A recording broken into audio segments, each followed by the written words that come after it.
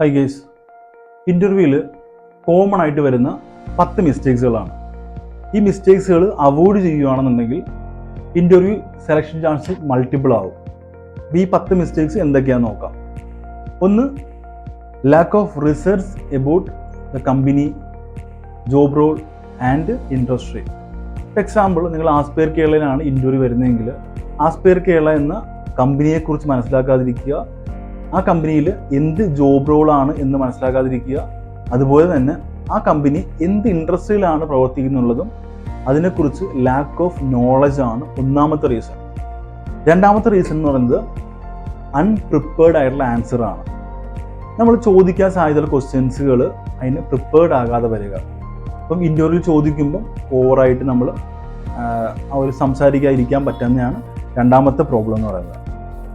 മൂന്നാമത്തെ വെച്ചാൽ poor body language and not eye contact.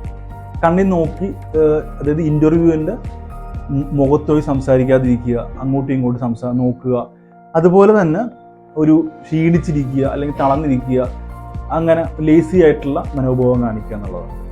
മൂന്നാമതെന്ന് പറയുന്നത് excess focusing about the salary and benefits ആണ്. അപ്പം നമ്മൾ സാലറി കമ്പനി ചോദിക്കുന്നതിനെക്കാട്ടി കൂടുതൽ പറയുമ്പോഴും സെലക്ഷൻ കിട്ടാനുള്ള ചാൻസ് വളരെ കുറവാണ്. അപ്പം ഇതും മിസ്റ്റേക്സ് ആണ്, സാലറി കൂടുതൽ ചോദിക്കുന്നത്. പിന്നെ negative comments about previous company. നമ്മൾ എക്സ്പീരിയൻസ് ചോദിക്കുമ്പോൾ നമ്മൾ ആ കമ്പനി റിസൈൻ ചെയ്യാനുള്ള കാരണം കുറേ കുറ്റങ്ങൾ പറയുമ്പോഴും ആ ഇൻ്റർവ്യൂവിന് തോന്നുന്നത് നമ്മുടെ കമ്പനിയെ കുറിച്ചിട്ടും കുറ്റം പറയും, അല്ലെങ്കിൽ നമ്മുടെ കമ്പനി ജോയിൻ ചെയ്താലും ഒരുപാട് ബ്ലെയിമും അല്ലെങ്കിൽ കുറ്റങ്ങളും പറയാനുള്ള സാധ്യത ഉണ്ടെന്നായിരിക്കും തോന്നുന്നത്. ആറാമത്, ആ ഇൻ്റർവ്യൂ വരുമ്പം യൂസിങ് മൊബൈൽ ഫോണാണ്.